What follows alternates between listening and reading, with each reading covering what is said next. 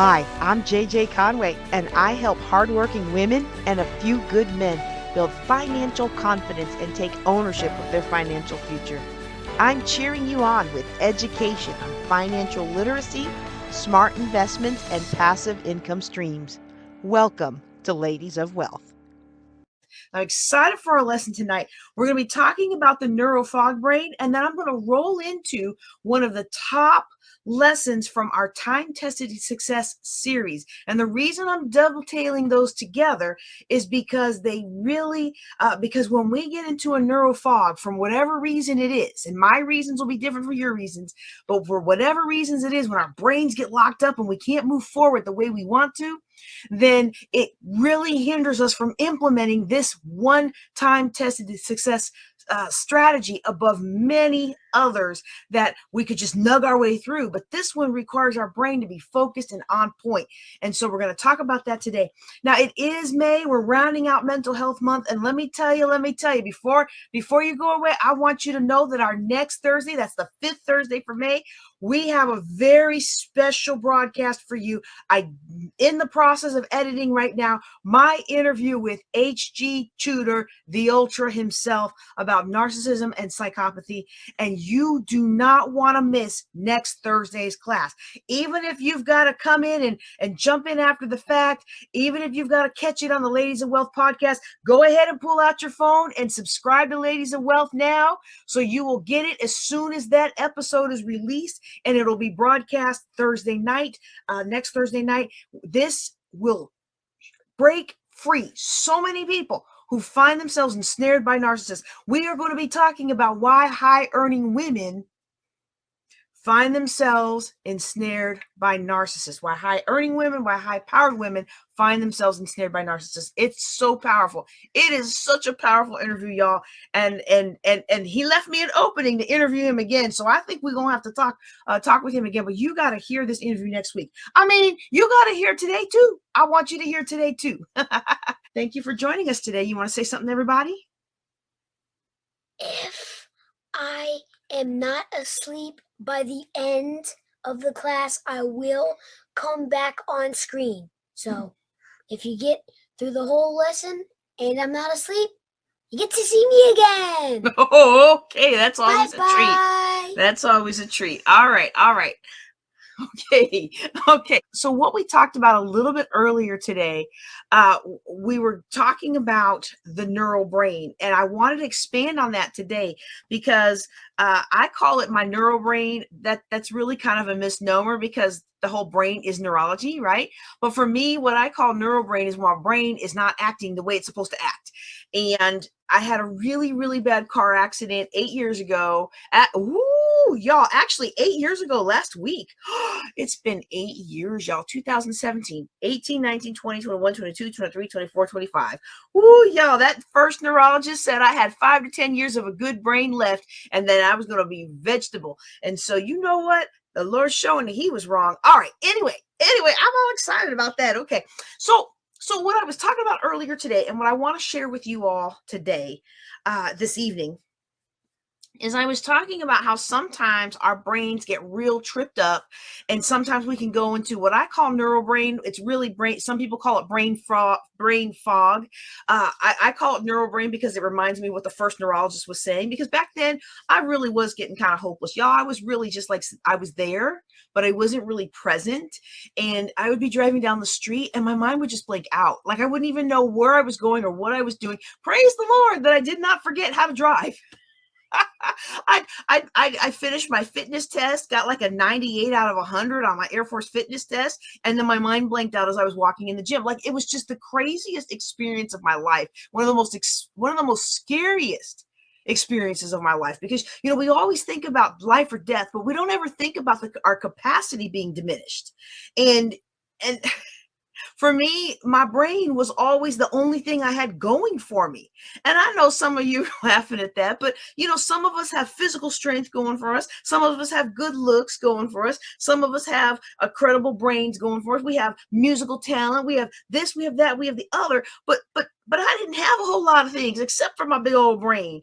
And then I didn't have my big old brain anymore. And not only did I not have my big old brain, I didn't even have a basic brain. I didn't even have an average brain.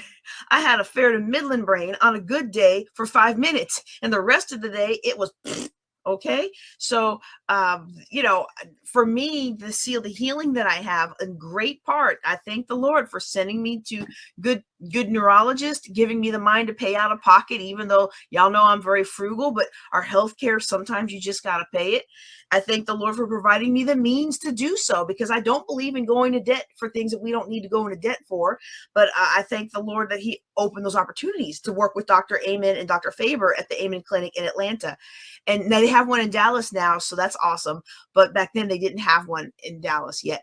And so for me, I noticed that neurobrain comes on me when I've not gotten enough sleep. So sometimes, like one time, some of y'all were on, I was on a 4-hour marathon class, and I started losing track of my sentences and stuff. And I was like, we're going to get through this class. And I finally just had to start putting it on the slides, because my brain, you could physically see the brain shutting down.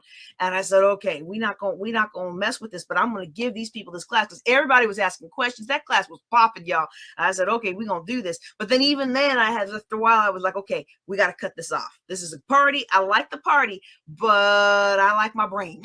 And my brain was saying, we need some sleep. So if I don't get enough sleep, if I don't get enough hydration, oh, I left my cuppy. Hey, honey, go get me my purple cuppy, please. Thank you. All right, let me say. So if I don't get enough sleep, neural brain. If I don't get enough hydration, neural brain. If I don't get enough nutrients. Now notice I didn't say food, okay? Because eating a volume of food is not the same as your body's ability to extract the nutrients from the food, okay? Not having enough nutrients in my body, neural brain, okay? And then a lot of inflammation. So that's why my normal eating plan, I know I don't look like it, but my normal eating plan minimizes sugar, minimizes beans, minimizes things that cause inflammation in the body, because that inflammation in the body is multiplied greatly in a brain that has had trauma. Maybe about a month ago, I was at my son's school. I'm getting ready to sign him out so I can take him to another town for chess club. And I'm waiting for my son to come down, and another young lady comes in, drop dead gorgeous young lady with a big old tea. And I think she's bringing this tea to her son. Okay. And, my mind got overloaded by this mom bringing in a tea for her son's teacher. Turns out it wasn't even for the son. It was for the teacher. And of all the dumb things to get yourself wrapped around, my brain got wrapped around the fact that first I thought it was for the son. I was like, I ain't never brought my son a tea. And then it was for the teacher. Well, I've never brought my son's teachers a tea. Like, it never even occurred to me that that's a thing moms do. I'll explain more the rabbit trails my brain went down. But before I get into that detail, I want to give you something that you can really take with yourself today. I had to ask myself what was going on, and we'll talk more about the process for asking yourself what's going on. But it made me think about the RAM versus the ROM in a computer. Okay, so in a computer, you have certain groupings of memory. Okay, so you have your RAM memory, that's like you have your ROM memory, the read only access. So ROM is read only access. Okay, and this is like all the little things that are stored on your hard drive. So this might be 100 meg, this might be 2 gig, this might be 3 kilobytes, all the little files that are stored. And if you get too many files stored on your hard drive, well, you can't take any more to store on your hard drive. Okay. And so I feel like we don't use enough of our brain as it is. Our brains probably have an infinite capacity to remember. The problem is a lot of us don't have an infinite capacity to recall. Okay. And so we have whatever we have. We can work to improve it. We can work to make it better. But just like the computer, if you don't improve it or make it better, then what you got is what you got. Okay. And now wait, I should qualify. Let me qualify. I am not a doctor. I am not a counselor. I did not stay at a Holiday Inn last night. So I don't pretend to be any of those things, right? I am just a person who suffered a brain injury that ended my military career. And I've learned a lot about the brain and how it works so that I can do what I feel I'm called to do. Okay. So you have in any computer, and in your brain, you've got your read-only memory, okay? Your read-only memory. I should have called that memory. I called it access. I don't want to confuse anybody. Okay, you've got your read-only memory. That's one type of memory that your computer has. The other type of memory that your computer has, another type of memory that your computer has is what's called the random access memory. Random access memory. Okay, and I'm going to liken the random access memory, okay? So I likened this one to like a shelf that you can put all kinds of stuff in, right? You can just store it in there, right? I'm going to look at the RAM like a table. And so I've got a big table and it is full of projects. Has anybody else out there got projects that they've been meaning craft? Oh, y'all, craft. How many of us have a craft table, a craft closet, a craft room? And we have so many crafts, and we're going to get back to it one day, you know? So we don't want to put it all up. We want to just leave it out because we're going to get back to it, you know? And then we get excited about the next craft. And so we move to the next craft and we put that one down, and we don't want to put that one up because we're going to get to it. We don't want to put the first one up because we are going to get to it. Y'all, when I moved into this house, which is my husband's bachelor home, when I moved into this house, I gave away 30 years of projects that I was going to get to one day. I kept one bin of my favorite fabrics and yarns and tools and things like that, and everything else went to the rescue mission or went to the women's charity or went somewhere that somebody else could use those things, okay? But I think of the random access memory of our computer and our brain as like the craft table, okay? So I have project A going, I got project B going, I got project C going, I got this big old box for project D going, all right? And then the next thing you know, if project E comes along, I got nowhere else on the table to put it, okay? So when we have multiple tabs open on our computer, and y'all, I cleaned out some tabs. I had 270 open tabs on my computer, and I got them down to 90. I got them down to 90 things that I want to get done over the next month. And if I can't get them done, we're taking them off the list, right? If I can't get them done, if I can't pay somebody else to get them done, we're taking them off the list. But I had 270 something tabs on my computer, you know? And so there was tying up lots of memory. And we think, oh, this is just a little thing. This is just one little kilobyte of a file. It's not that big deal. Well, it is a big deal when you got 200,000 of them. When you got thousands and thousands and thousands of unread emails, I know I'm preaching to myself here. When you have thousands of little niggling things that are at your mind and you can't get rid of them, and you need to get it done, and it's just hanging over your head, that causes your random access memory of your brain to fill up. And just like when you open too many computer programs, your computer slows down and it can't operate the way it needs to. It's the same thing with your brain. I don't know if the functions, if neurologists call it ROM versus RAM. I don't know any of that. I'm just making an analogy that makes sense to me. So our read-only memory would be like the things that we know and we already know and they're already stored. And on our computer, that's the computer programs that we have. And then we open up that computer program and we start typing a new file. And that new file is like our random access memory. So what this means for our brain, okay, is we have this space that stores all of our working data, and that program is if you have a bigger hard drive, you can store more programs in your ROM. And if you have a bigger capacity, then you can do more with your RAM. But if your computer doesn't have enough space to actually work, you might have space in the ROM, but if your craft table RAM is full, then your computer isn't going to be effective. It's going to keep crashing, okay? It's like having that whole craft room, but all your tables are full of projects, and you want to start a new project that you think is only going to take 5 minutes.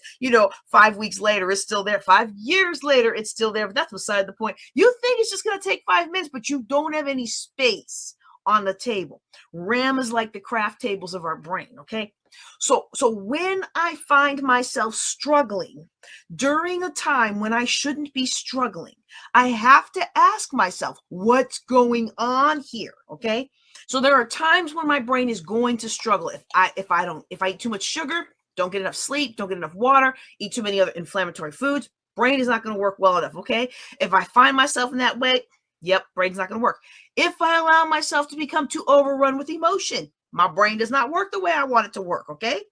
And I told you I learned a lot about this through the Amen Clinic, right? Inflammation, dehydration, tiredness, they all slow down the brain's processes. It's like those things shrink the amount of space on our table. Okay.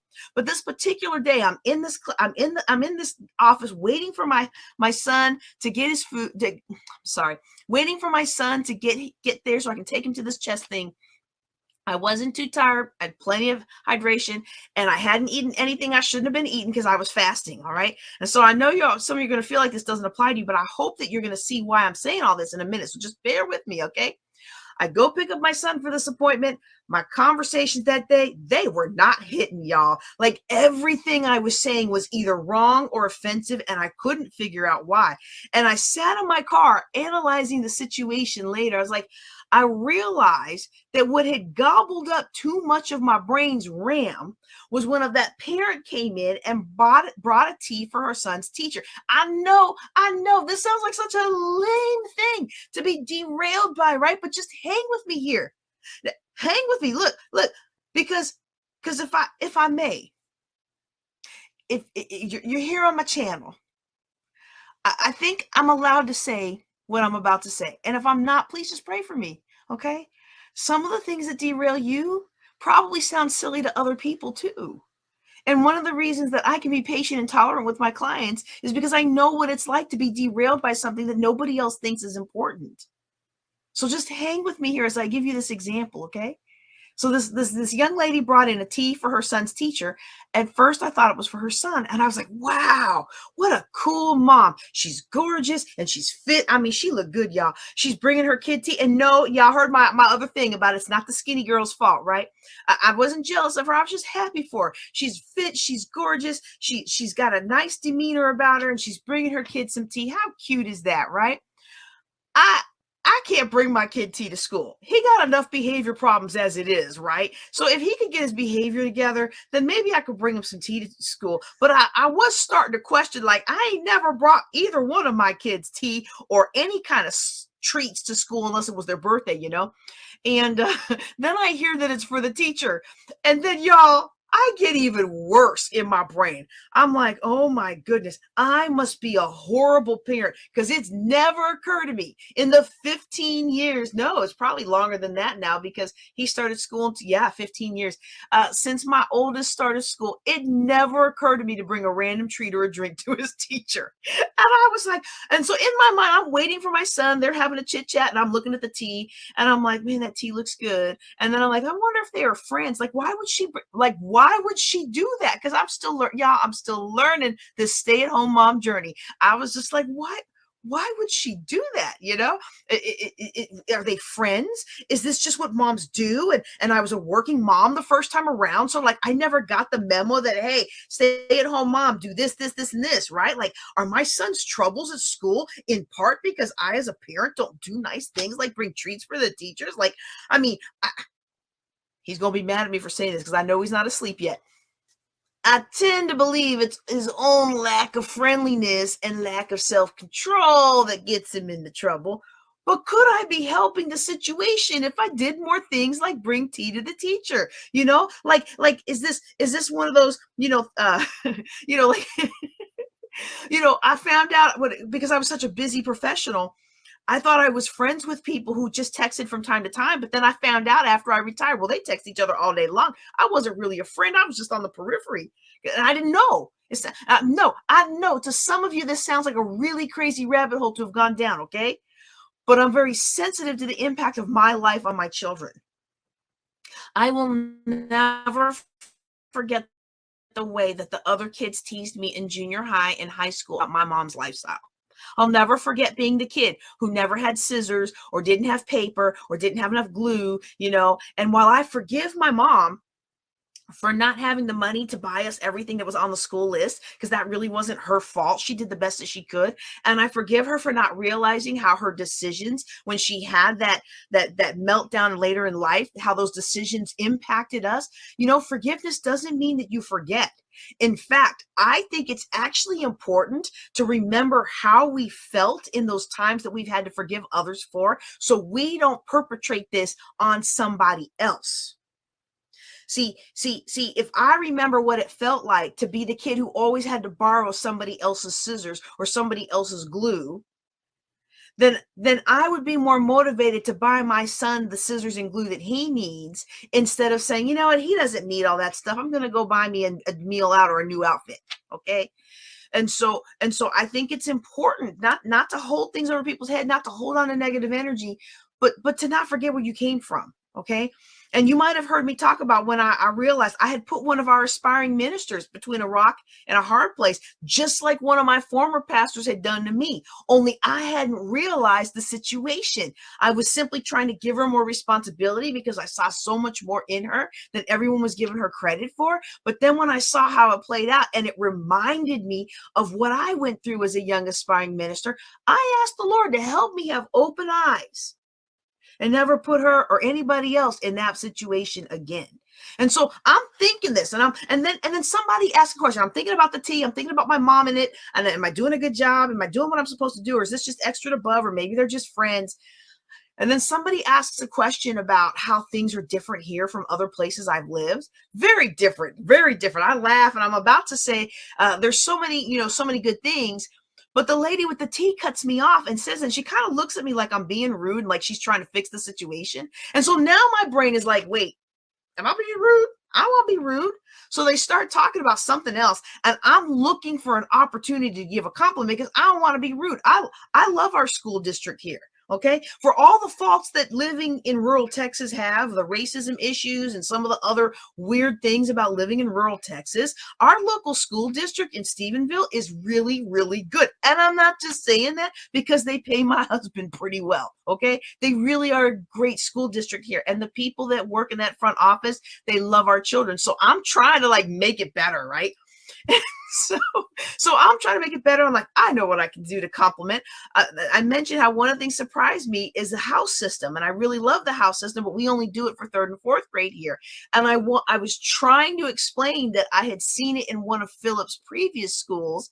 And as I was starting to say how impressed I am with this campus for implementing the system, the young lady with the tea interrupts and says something else light and airy and cute. And everybody goes up, and I'm like, I feel like I just messed up, and I don't know how, but I feel like I just messed up. So you know what I'm going to do?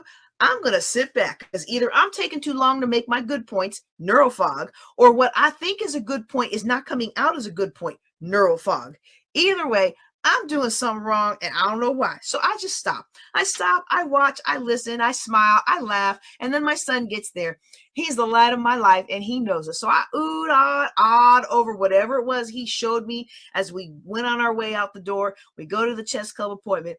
And while he did his thing, I sat there thinking about the situation, really wanting to figure out what's going on with my brain here. Because now I'm about to be around the table with a bunch of other moms, and I don't want to keep offending people, right? Now, don't get me wrong. Don't get me wrong. I don't have a problem with offending people if those people need to be offended. See, if you do me wrong, unless the Lord tells me not to, I'm going to call you out, and you're going to be offended. And you're not going to keep doing that to me. You know why? Because I'm going to keep calling you out. And if you're trying to cheat me or extort me, again, unless the Lord tells me not to, I'm going to call you out. And you're going to be offended. If you play Stump the Dummy with me and the Lord allows me to, I'm going to call you out. And you're going to be offended. But I don't want to offend people unless it's intentional. I don't want to offend people unknowingly, right? If I'm going to offend you, I want it to be an effect. I want it to have an effect. I want it to be for a purpose. It wants to be intentional. I'm going to offend you when you're my client because I'm going to uncover your money habits that have been holding you back. That's intentional. That's what you pay me for. I don't want to offend you. Just walking around throwing out offenses. You get an offense, you get an offense. Like, that's not what I want to do. All right. So now I'm thinking about it. And I realize, of all the silly things, y'all, I still can't wrap my head around the fact that this young lady brought her son's teacher a tea. It sounds so silly, doesn't it? And even when I was young, I wasn't young and cute. And when I was a young mom, I was so busy working 12-hour shifts at some bases. And my poor son went to 8 different schools, my oldest, and he would go from school to aftercare. And then after that, a coach would pick him up for practice. And then I would pick him up and go back to my office. And I mean, I did the best I could, especially after the divorce. I did the best I could, but there's just always the insecurity of it never being enough. And somehow, this gorgeous, thoughtful mom doing a kind deed tapped into that insecurity, and the rumination of this is something that stopped my brain in its track. Is this something I should be doing all this time? How did I not know that people do things like that? My husband's an educator. Occasionally he gets gifts, but even during Teacher Appreciation Week, he doesn't get a whole lot, but I do appreciate the gifts he gives. So if you're a parent watching me today, thank you for the gifts that you give my husband, because he usually spends them on me, and I appreciate every one of them. Except the ones that I can't use, that he uses all himself before I find out about them. But I've had teacher friends in the past who really didn't like parent gifts because they were never good. They were usually like lotions that somebody had tried once or twice and you could tell it had been used. So it's just not something I think about, right? But I thought about it so much then. I was still thinking about it hours later, only I wasn't really thinking about it consciously, if that makes sense. My subconscious was continuing to nug on it and to tap into all those insecurities and to feel all that feelings that sometimes we feel in our subconscious. We feel a certain way and we don't even know why we're feeling a certain way. We're just feeling it. Okay. Now, why am I embarrassing you by sharing this with you? You would think, I handle these large, big, complex problems and it doesn't faze me. We talk about world health and we talk about what's going on in the economy. I'm like, okay, it's great. But somebody brings a tea in and now I'm a horrible mom. I didn't think I was a horrible mom, but why would I share this with you, right? I'm sure the last thing you're ever going to stress about is somebody doing something nice for a third party, okay? But the reason I'm sharing this with you is because we allow our minds to be tied up with a lot of things that our subconscious is, and what it's doing is it's taking up the RAM of our minds. And then we don't have enough thinking capacity to get the job done that we need to get done. Our subconscious is so busy, doing whatever thinking and processing it needs to do because we brought these feelings up and it either needs to handle them or act on them or filter information to corroborate or invalidate them, whatever all it does. It's like when you're not even touching your computer and it's just running for no reason, right? Because it's doing all that, now we don't have brain capacity to make the hard decisions that we need to make.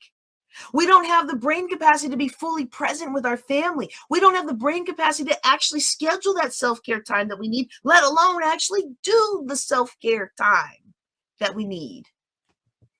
And so I just want to encourage you, when you find yourself in a situation where you're not doing what you're supposed to be doing, or you're not able to communicate the way you want to communicate, or things just don't seem to be working out like they should, just take a step back and ask yourself, is there something tying up my brain? What's going on in the background of my brain that is keeping me from being able to fully function? Maybe it's grief. Maybe you've never fully grieved the loss of a loved one or the loss of an important job. Maybe it's self-doubt and insecurity. Maybe it's any number of things, whether they're important things or not. I encourage you to be curious and ask yourself that question. I love to ask myself, isn't that interesting? Isn't it interesting that I should be doing X, but instead I'm sitting here scrolling on my phone, doom scrolling, if you will. Isn't it interesting that I should be doing this, but I can't seem to think straight? I've eaten well, I've gotten enough sleep, I've drank enough water, but I still don't seem to be able to focus. Isn't that interesting?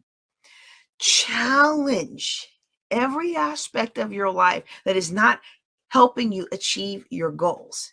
And if you're not able to uncover anything in that moment, perhaps consider authentic journaling or even vocal journaling and see if you can uncover what's really going on.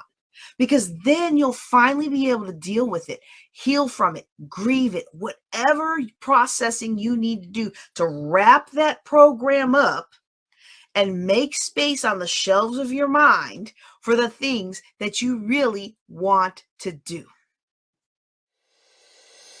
Don't forget to like this episode, subscribe to the channel, and ask your question at ladiesofwealth.com.